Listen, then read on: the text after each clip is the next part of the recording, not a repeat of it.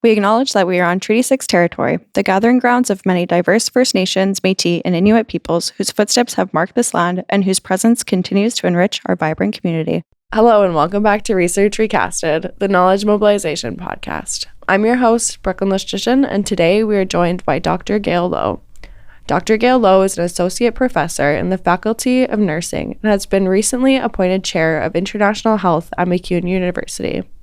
A resident of Edmonton for nearly 20 years, Dr. Low serves at the University of Alberta's College of Health Sciences within the Faculty of Nursing. She is the principal investigator of a nationwide study on promoting mentally healthy living after the aftermath of social distancing and COVID-19, funded by the RTOERO Foundation. Outside of her professional pursuits, she explores baking, learning classical piano, rock, and grunge guitar.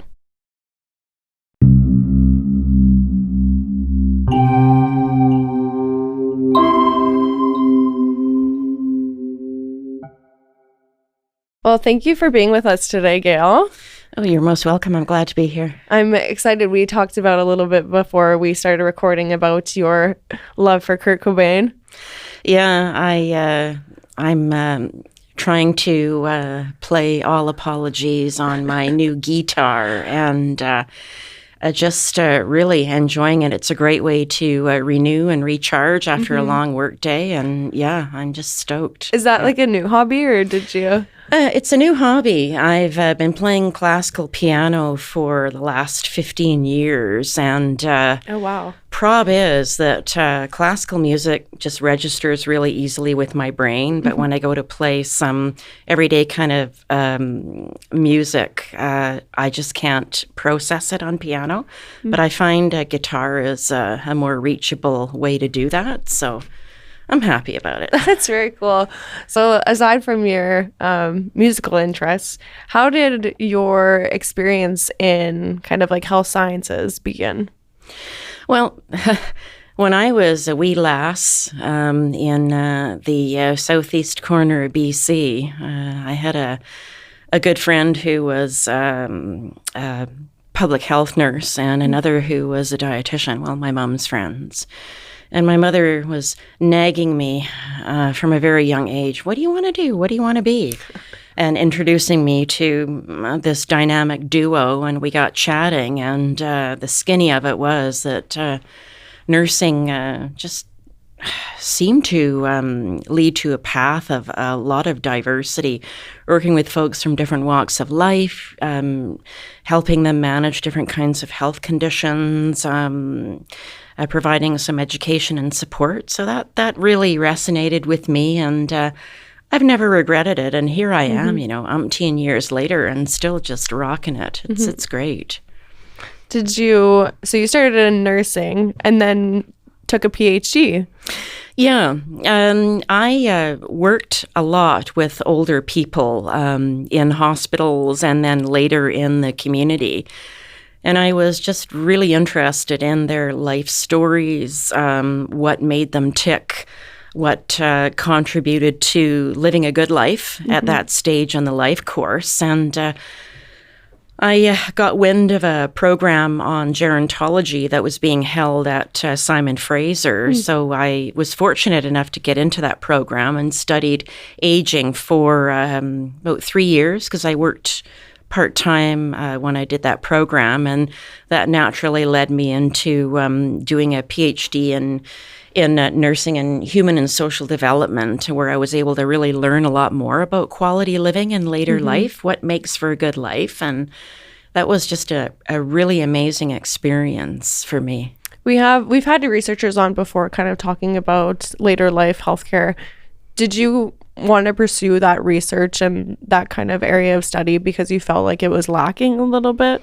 The impetus behind it was I was having a visit with a client who was challenged by a lung condition, and ended up in a setting where their health was quite tenuous, and there were practitioners who were telling my client what they should do to promote their health and when they should call it quits. Oh.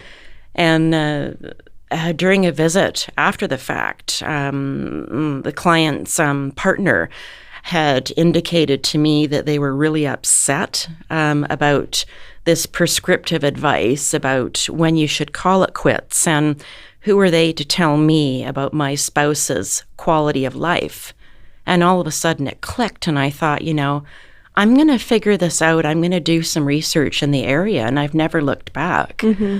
And I dedicated my thesis to this dynamic duo, and I'm ever grateful for them opening that door for me. Mm-hmm. What was your thesis? It was about how couples navigate through living every day with chronic lung conditions, and how they perceive the quality of life of the person affected by that condition. And what is it about them and their relationship that shapes and contributes to that quality of living? Mm-hmm. That's an interesting angle to go from, kind of like a couple relationship thing.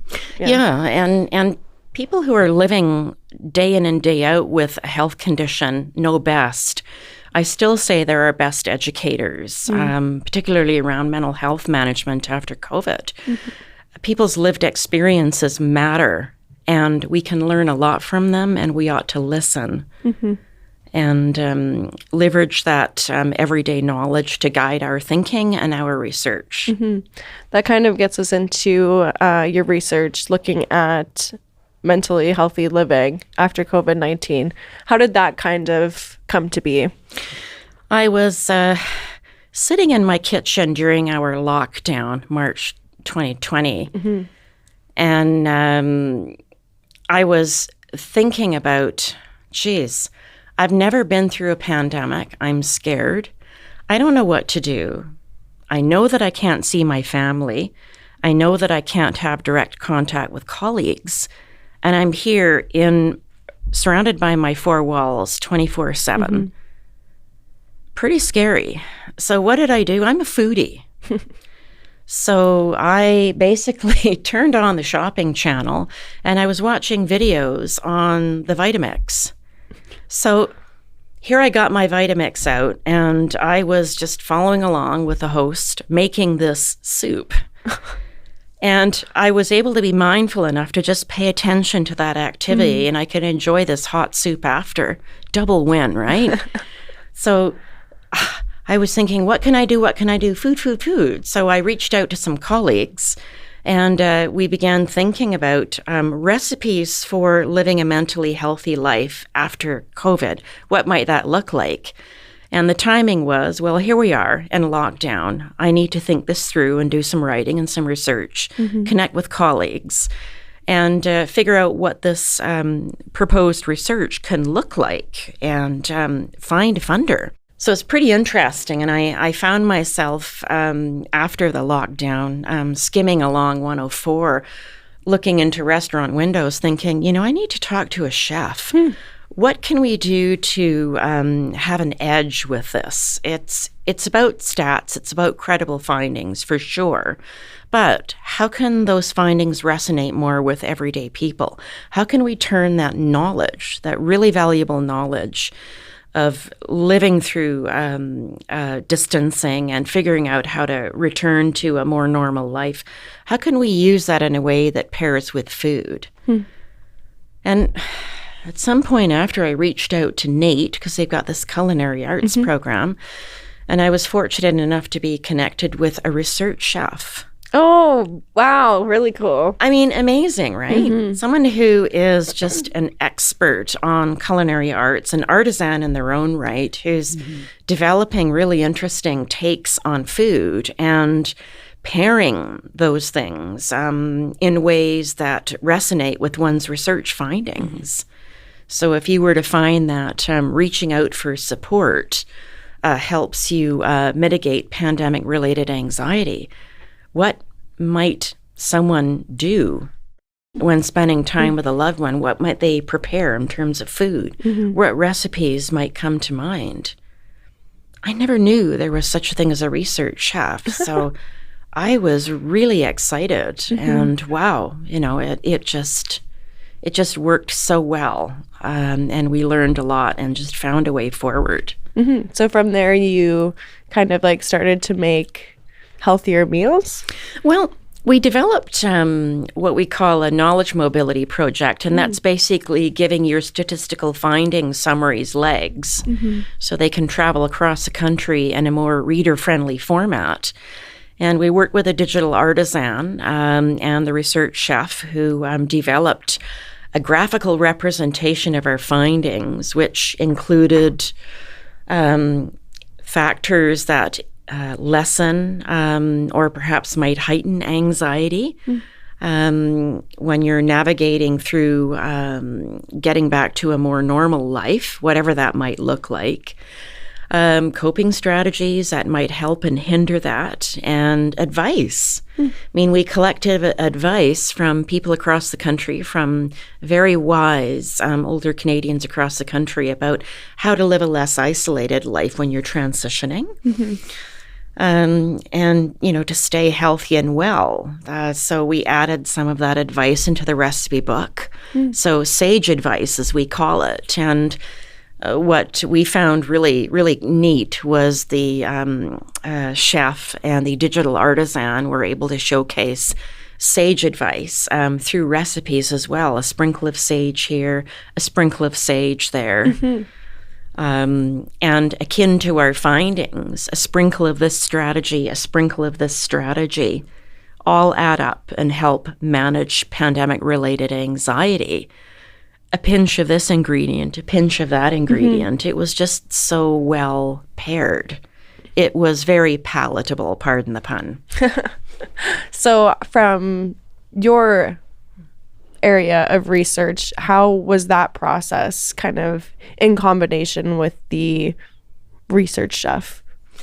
The research chef was able to work with what we call a lay summary of findings. So when you do statistical analysis, your software creates this really lengthy output. And I think it's a sleeper for most people. We don't want to look at contingency tables and p-values. Thank you, that's nice, but totally not necessarily for me. Yep. Break it down. So that research chef was able to break things down, create 5 really cool recipes that resonated with findings that most lessened anxiety. So if there was a certain factor, like, for example, staying active or managing problems in a really structured way, you have a recipe that gives you structure. You have a recipe that gives you energy to keep you active. It was really neat how our research chef processed our findings and imagined them as a culinary artisan. So that was just super cool for us. From your findings, what did you find was like the biggest stressor of people living through the COVID-19 pandemic?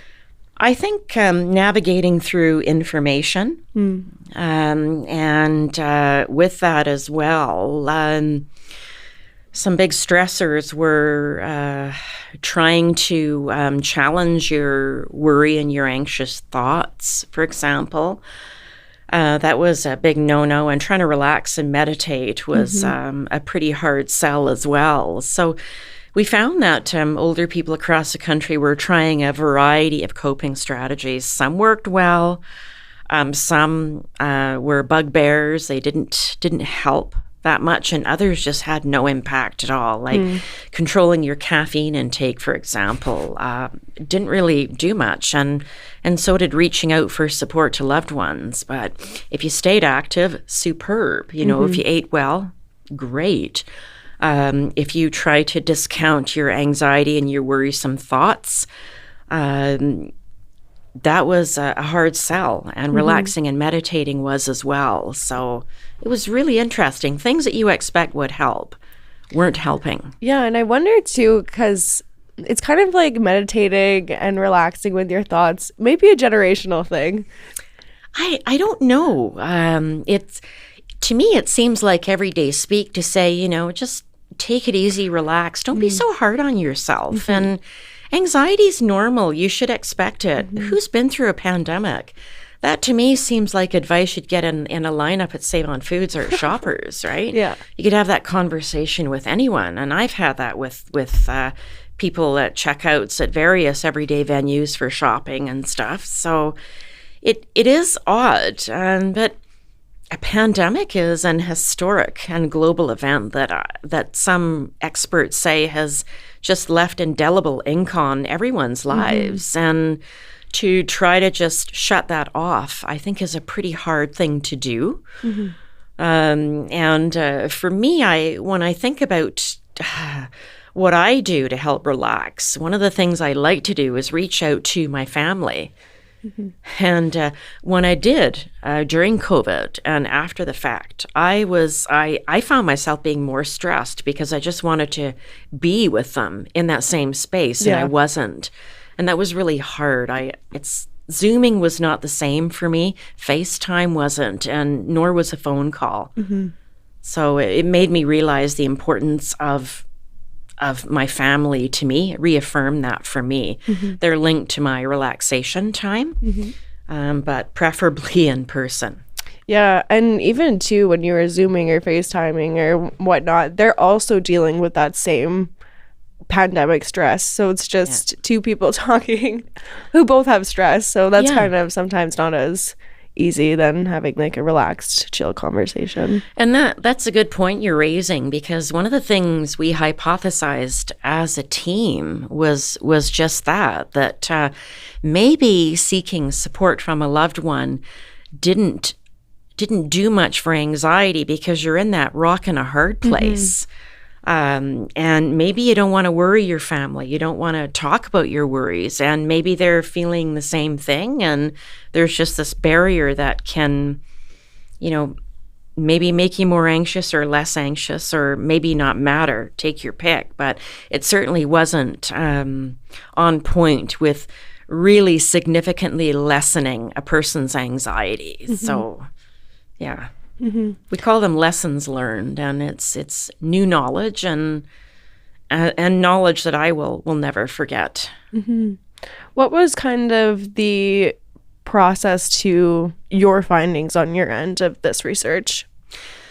Well, as a team, what you do after you analyze your information is you get together and talk about the findings. And as a team, when we looked at this complex model of personal characteristics and things you do to manage anxiety, and a lot of the impacts were not statistically significant, or they had small statistical impacts on anxiety.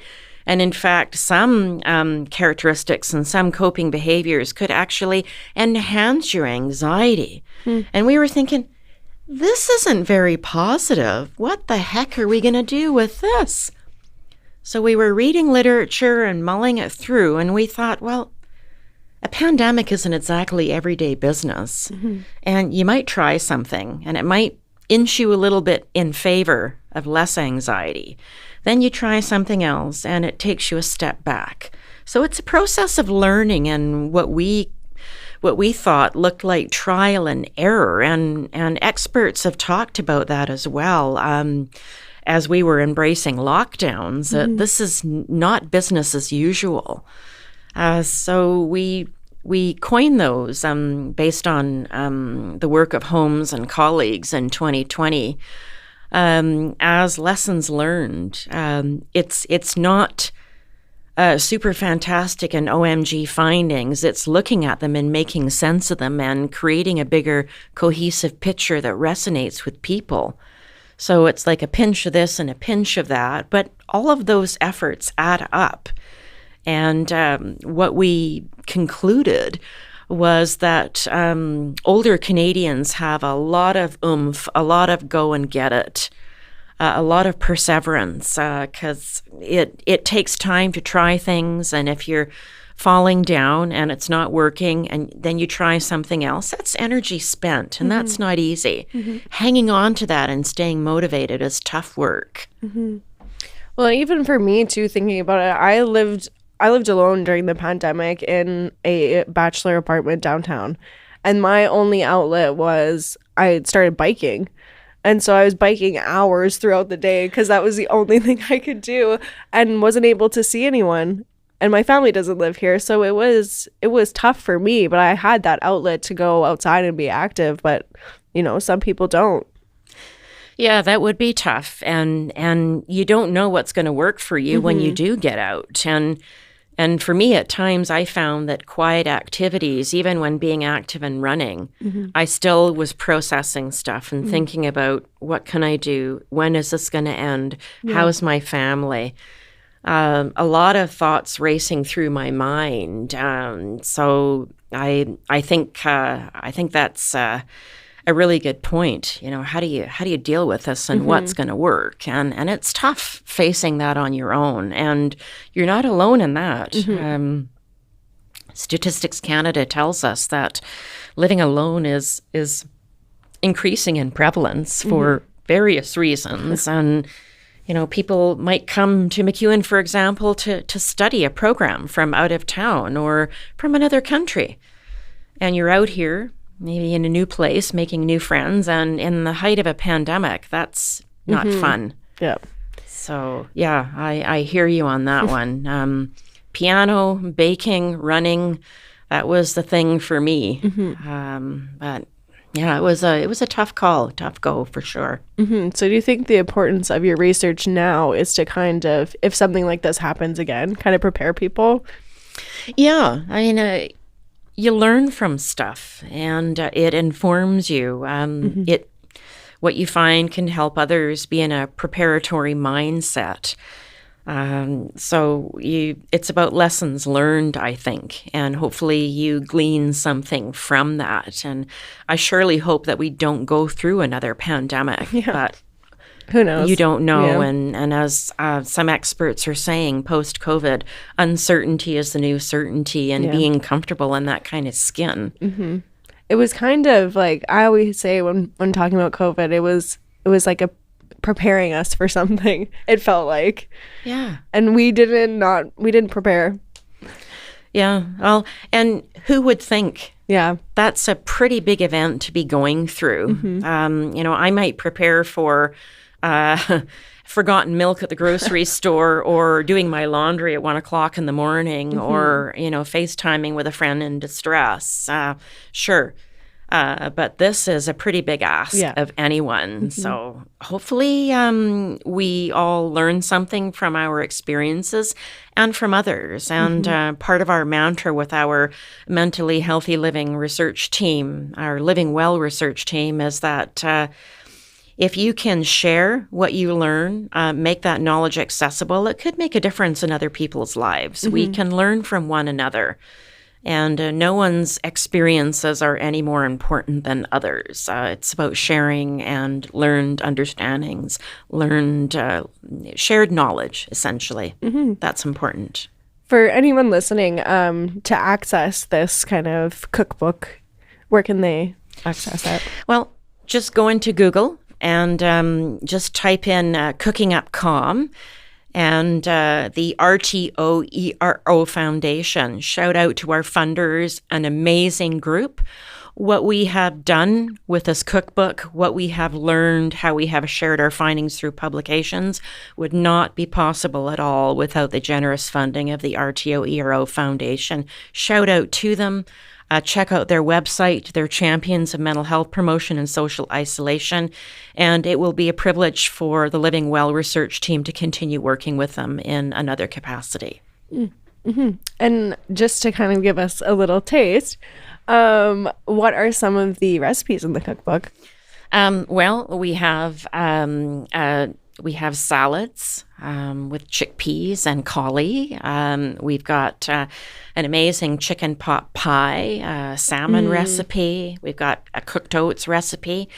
These are meant to be accessible everyday recipes. It's not for the superb connoisseur of five-star dining. It's for what's in my cupboard, what's in my fridge, and what can I make of that. And these are affordable local ingredients. Some of members of our team have tried the chicken pot pie recipe with different community stakeholders. And it's pretty amazing. So I encourage you to try it. Buy store-bought pastry if you need to. Mm-hmm. Have a few slices, freeze it, have it later for lunch, share it with a family member or some BFFs, a study group. Mm-hmm. It's amazing. Mm-hmm. Comfort foods. Comfort foods, yeah, I was going to say. And isn't that good? Yeah. Great. Okay, and then was there anything we missed? Anything else you wanted to talk about? I just want to just shout out to everyone, just don't be hard on yourself. Keep moving, doing your thing, and just be grateful and mindful for every day and simple experiences that you have. Mm-hmm. Is that kind of your last piece of advice, or do you have any other advice? Well, I think that would be something I would encourage. Find out what your labors of love are, whether that's a family member for you, whether that's the guitar, whether that's Post Malone, chicken pot pie, and groove with it. Mm-hmm. Yeah. Well, awesome. It was really nice talking to you and getting to know you. My pleasure. Thank you. Yeah. Awesome. Thank you. Well, that's all we have for today's episode of Research Recasted. If you want to support this podcast, you can visit Research Recasted on all your favorite podcast platforms. We post new episodes every 2 weeks. Also, don't forget to check us out on Instagram, where you can leave us a like, give us a follow, or send us any question you have from today's episode. This has been Research Recasted, a knowledge mobilization podcast, brought to you by the Office of Research Services and the Faculty of Fine Arts and Communications at MacEwan University.